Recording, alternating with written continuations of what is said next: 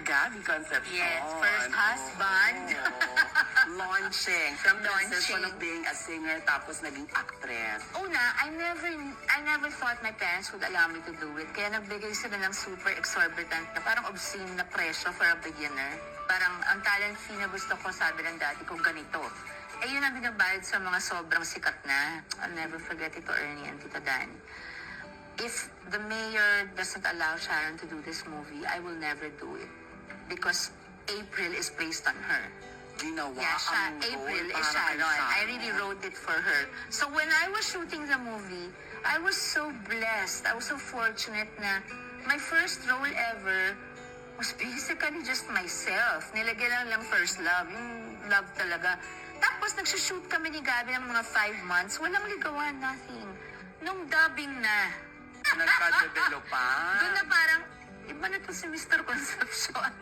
Pero ayun, tsaka nung tinanong ako, who would you like to be your leading man? Because the main character was really April and there had to be a special ka-love team.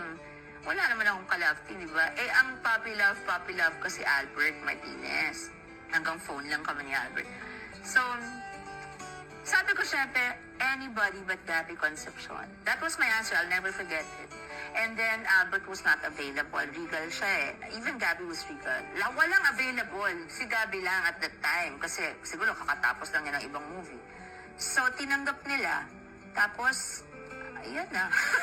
Dumire-diretso na. The rest is history talaga. Yes. Unang kita kay Gabby nung nagkasama na sa location. Hindi kami nagpapansin. Dead ma? O walang spark talaga na, ang cute, ang walang Hindi, nakakapuhan ako. Pero hindi lang kasi siya yung gwapong nakikilala ko eh. Fair. Hindi bago sa akin yung gwapo. Totoo. Oo. Yung ganyan itsura kasi mamanikain talaga. Yung parang pag nakita No, he's really very handsome. Oo, He's one of the totoo. most handsome.